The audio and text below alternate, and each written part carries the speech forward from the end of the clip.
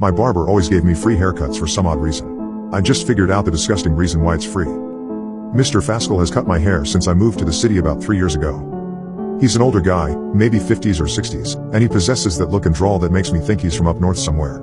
He could be from New York, Maine, or even the Great Lakes area, but I never asked him where. He's not a big guy, maybe $120 in the rain, and he cuts my hair just the way I like it.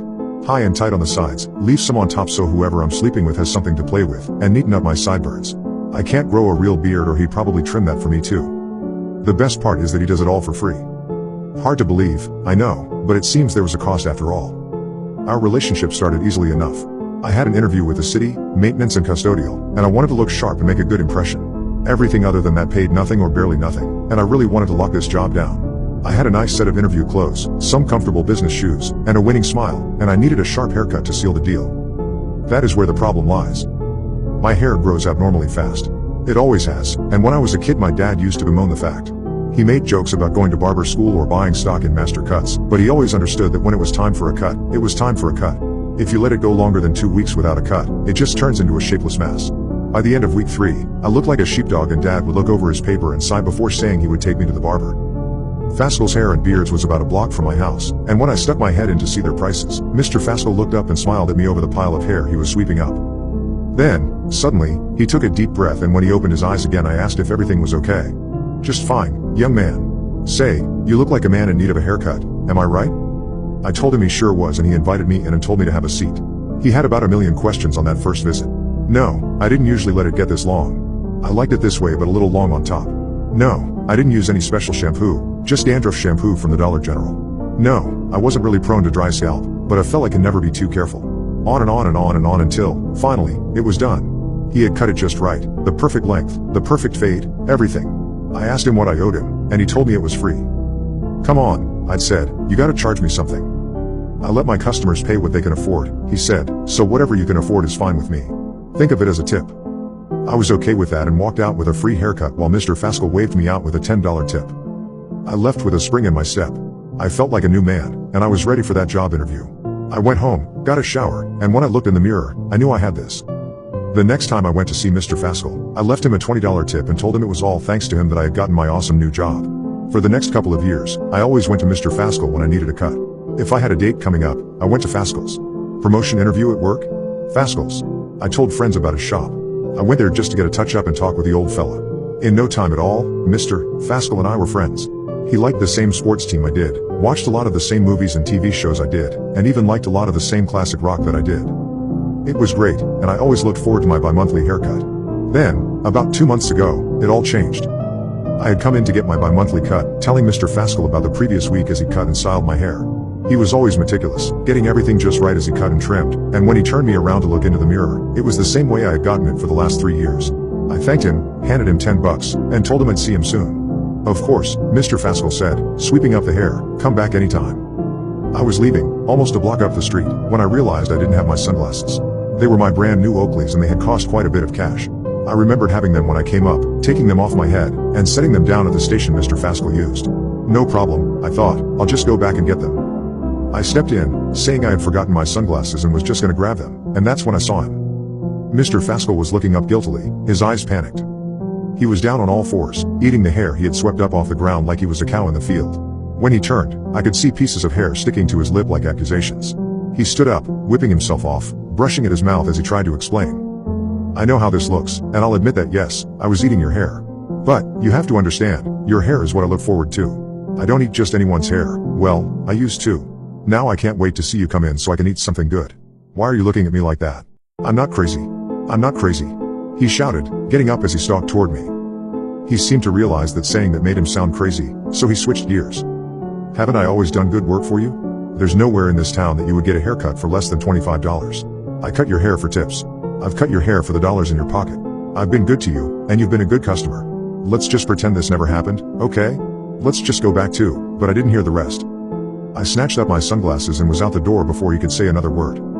I spent a while thinking about that, and the more I processed it, the worse it seemed to get. It began to haunt my dreams, seeing him bent over and eating the hair straight off the floor, looking back at me and grinning with my hair in his teeth, and I would wake up in a cold sweat. I know, it's not a particularly scary thing, but it freaked the hell out of me. I don't really like it when people put hair in their mouths. I had a girl in elementary school who used to chew her pigtails, and it bred a lifetime phobia in me. Just the thought of wet hair in someone's mouth makes me want to puke, and I can't even touch someone's hair without cringing if they have a wig. A weird collection of phobias, but they're mine.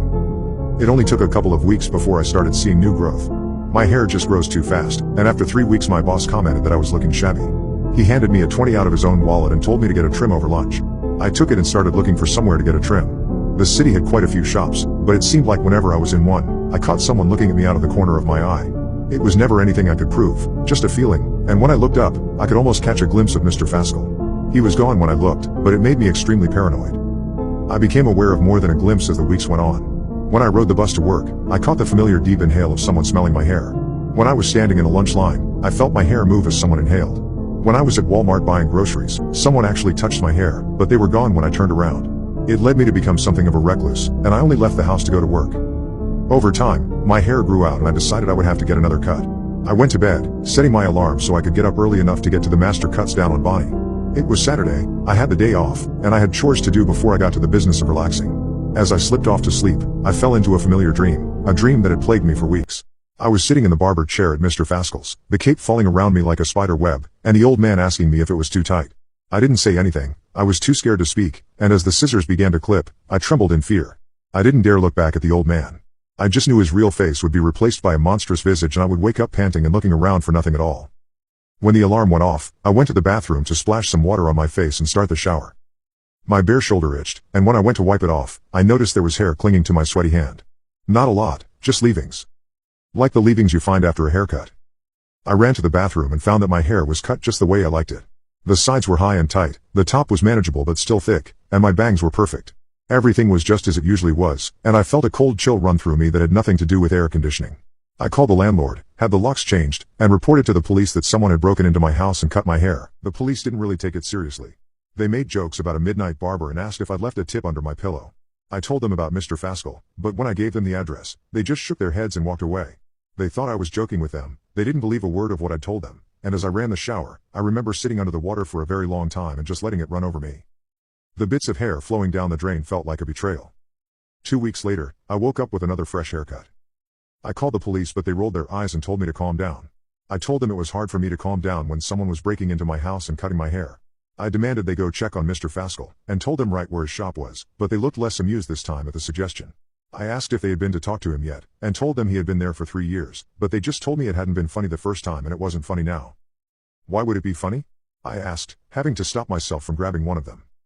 Because Fascal's has never been open. It was a prop for the city's revitalization project, like cauliflowers across the street from it or green butcher beside it. It's set dressing, it's never open. Mr. Fascal was a guy who owned a barber shop in the 20s. He's dead, there is no Fascal who cuts hair. They left, and that left me very rattled. Mr. Fascal isn't a ghost, I know that. I have friends who go to him. I have felt him touch me. He's flesh and blood, just like I am, I'm sure of it. The fact that he eats hair is incidental. The man is real. But if he isn't Mr. Fascal, then who is he? How does he keep breaking into my house? I have a window in my room, but it's barred with a piece of broom handle and I live on the 3rd floor. I changed the locks again, I wedged a chair under my door, and when I finally made myself calm down enough to sleep, I hoped it would end. I woke up completely bald. Not buzzed, not at a 0 guard, but bald. Like, someone shaved my head in my sleep and took the hair. They got my eyebrows too, my 5 o'clock shadow, and my thick sideburns. I was as smooth and hairless as a newborn baby. I don't know what to do. I can't call the cops, they won't believe me. I can't call the landlord, he's replaced the locks twice now and is getting angry about it. I can't afford to move, I can't leave my job, I'm stuck. What I did find, however, was a message left on my nightstand. I'm sure the cops will say that I wrote it, but I know I didn't. There's hair on it and it's written in a heavy hand like a kid's scribblings. It's done on the back of an ad for Fascal's hair and beards, and the implication was pretty obvious. Come see me when it grows back. If you don't, it makes no difference. I know where to find you.